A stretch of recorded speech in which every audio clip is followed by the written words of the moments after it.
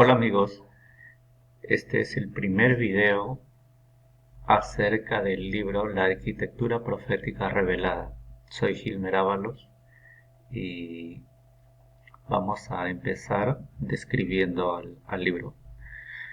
Esta es la portada, como pueden ver.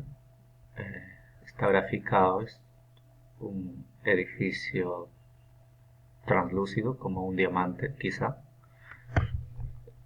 Es un sueño que tuve y a partir de allí comencé a desarrollar este libro, pero en realidad este libro no está precisamente basado sobre el sueño, sino a partir de ahí comienzo a desarrollar las profecías bíblicas, sobre todo de Daniel y Apocalipsis. Estas profecías están orientadas especialmente a conocer el tiempo, la línea del tiempo, y por ello también es importante saber porque estamos viviendo en este momento ya la parte final de ese tiempo. Estamos en la sexta trompeta, pero vamos a hacer un pequeño resumen del libro conociendo acerca del índice. Antes quiero recordarles que ustedes pueden encontrar el libro en slideshare.net, pueden descargarlo gratuitamente. Aquí está el libro, lo buscan con mi nombre, Gilmer Ábalos, todo junto, y pueden encontrar el libro, ¿correcto? Ahora vamos a hacer un pequeño resumen de este libro. Bueno, ahí ven la introducción, el reconocimiento, el prólogo, pero vamos al índice, que es lo que nos toca explicar un poco. Veamos.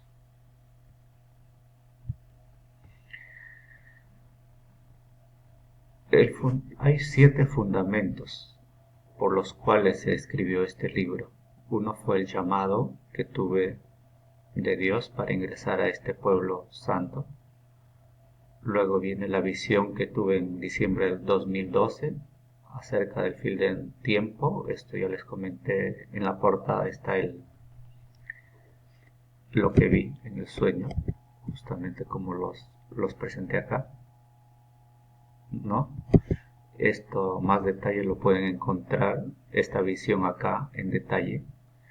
Luego presento un título acá, La arquitectura divina, que es ya el resumen explicativo de todo lo que es este sueño, pero ya aunado con todos los estudios del Daniel y Apocalipsis. Digamos que es un resumen bastante interesante para revisarlo.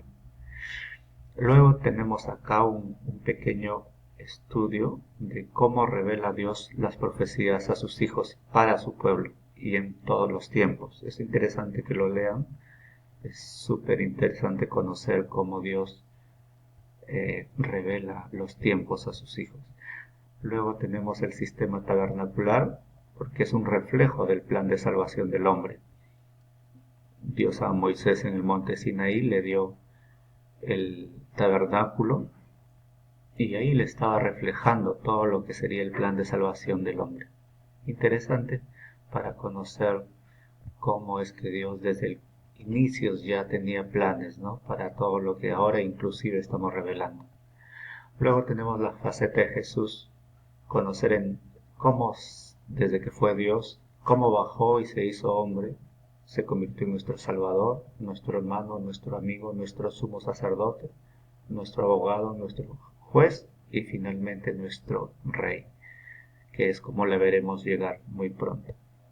Y finalmente es una invitación a todos a trabajar en esta obra porque somos llamados a ser los primeros y ser bendecidos.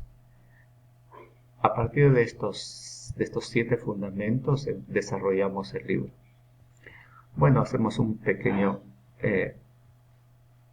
histórico acerca de todas las iglesias de Dios, porque básicamente el Apocalipsis describe 7 iglesias espirituales, 7 iglesias históricas, y vamos a ver el transcurrir de todas esas iglesias en el tiempo, ¿no? Desde el tiempo de Jesús. Sin embargo, aquí comienzo haciendo una pequeña introducción desde el Edén. para tener todo lo necesario para comprender qué es lo que viene. Muy bien, vemos primero la iglesia de Dios desde Adán hasta el descendiente, es decir, hasta Jesús, desde el Edén hasta el fin del pueblo de Israel, luego cuando llega Jesús, al final de las 70 semanas, y su ministerio, ¿no? Aquí termina la primera parte. Luego ya empezamos en realidad con la iglesia primitiva de los apóstoles. Después del derramamiento del Espíritu Santo en el Pentecostés, ellos tuvieron 3 años y medio predicando, ¿no? Hasta que se acabaron las 70 semanas, es decir, el fin del pueblo de Israel, literal. Luego vino ya la persecución para este pueblo, y a partir de Nerón hasta Constantino hubieron años difíciles para la iglesia. Pero luego vino el tiempo ya de la persecución propiamente dicha, desde el tiempo, los 10 días de tribulación, hasta que llegó justamente Constantino, y con Constantino ya en el 317 y 325 comienza la infiltración en la iglesia. Empieza una etapa donde la iglesia deja de ser independiente y se convierte a ser parte del Estado. Y esta parte la inició Constantino al no poder luchar justamente con la iglesia, ¿no? Y después de unos años ya luego cayó Roma en el 476 y ya por el 508, 509 comienza a crecer la iglesia ya dominada totalmente por Satanás. Fueron los 1200 años de oscuridad en la Edad Media, donde la iglesia se impuso como un poder terrenal, no como un poder espiritual como siempre quiso Dios. Por eso que esta iglesia ya es prácticamente la que persigue a los cristianos. Finalmente, ya por el 1517, nace Martín Lutero y nace el movimiento de la Reforma. Bueno, la iglesia de Satanás no se quedó atrás y creó su movimiento de contrarreforma. Esto es un tiempo difícil. Y vinieron las guerras, ¿no? Desde 1545 prácticamente, desde el Concilio de Trento hasta 1700, finales del siglo XVII, hubo las guerras de la religión, un tiempo difícil, pero ya el movimiento de reforma se había fortalecido. Pasó ese tiempo, ya entramos al siglo XVIII y nació en Estados Unidos como potencia, comenzó a crecer lentamente y fue el lugar donde llegaron los perseguidos por la religión desde Europa. En este tiempo Estados Unidos se vio fortalecido gracias a esto, ¿no? Y creció como una nación independiente con libertad religiosa y libertad también de elección de sus autoridades. Vemos que paralelamente también en Europa se dio el tema de la caída del papado y la Revolución Francesa. La Revolución Francesa permitió la caída del papado. Prácticamente Napoleón nació en 1769 cuando se le acabó el tiempo al papado, y en 30 años prácticamente, desde 1769 hasta 1799, hizo caer el papado. Luego empezó una nueva etapa en la tierra, una etapa entre comillas podríamos decir de libertad, pero hubo un tiempo realmente difícil para la tierra que ya lo explicaremos más adelante. Sin embargo, continuamos con el índice. Veremos que aquí nos es necesario explicar ya las profecías propiamente de la Biblia. Empezamos con la profecía de Daniel, la profecía de las 2300 tardes y mañanas que abarca desde el 557 a.C. hasta 1844. Es importante el hito de 1844 porque nos marca el fin de una etapa y comienza el tiempo ya del fin hasta la venida de Jesucristo. Pero en la parte final de las 2300 tardes y mañanas encontramos el cumplimiento de la profecía de las 1260, 1290 y 1335 días, que es la parte final de las 2300 tardes y mañanas. Es decir, los 1335 días se cumplen en 1844 también, de manera que estas dos profecías están unidas. Era necesario hacerlo así. Yo considero Dios lo puso así porque quería marcar tiempos acá que fueron necesarios, ¿no? Ya lo veremos en el cumplimiento cómo se van desarrollando estos tiempos. Bueno, luego tenemos cómo se quita el continuo, en qué tiempo. Luego el dominio del cuerno pequeño en la Edad Media, que ya les dijimos que fue los 1260 años de oscuridad en la Edad Media. Explicamos un poco más los 1260, 1290, 1335 años, sus cumplimientos, qué eventos hubo en ese tiempo. Y por aquí ya hacemos una parte didáctica acerca de los tres tiempos del fin. Digamos que el tiempo de la Tierra, en la parte final, está dividido en tres tiempos. Uno que acaba en 1844, que como ya les dije es las 2300 tardes y mañanas. Otro es el segundo tiempo del fin, que acaba con la segunda venida de Cristo. Y el tercer y último tiempo del fin, que acaba con el fin de la rebelión y el pecado en el universo, que es justamente después del milenio.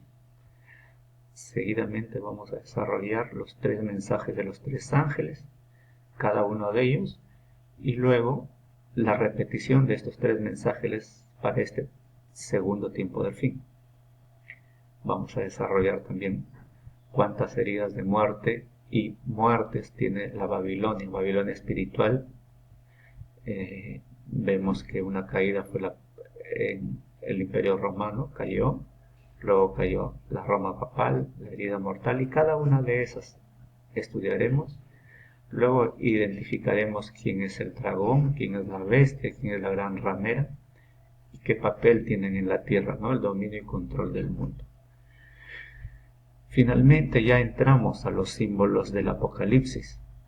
Vemos aquí los 7 sellos, vamos a estudiar cada uno de ellos en la historia. Las 7 trompetas, también cada uno en la historia. Luego los 7 truenos y finalmente las plagas. Y por último en este libro entramos a lo que es la iglesia final, la iglesia de este tiempo. La iglesia de este tiempo hay un mensaje para ella, ¿no? Hay un tiempo de transición, ya estamos en el tiempo de transición hacia el movimiento de los 144.000. ¿Qué eventos se van a dar el 2022? ¿Cómo va a ser este tiempo? Esta parte es muy importante, pero no se puede comprender si es que no estudiamos los capítulos anteriores.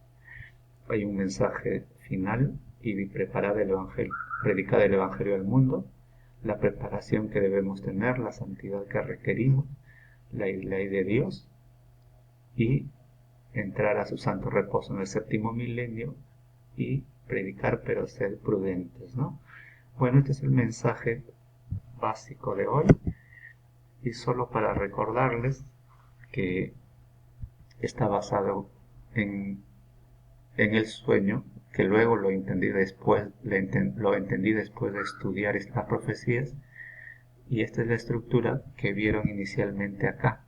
Ven una parte como rombos, pues esta es la detalle, digamos. Primero ven los sellos, luego siguen las trompetas, luego siguen los truenos y luego las plagas, y cada uno está en una línea de tiempo.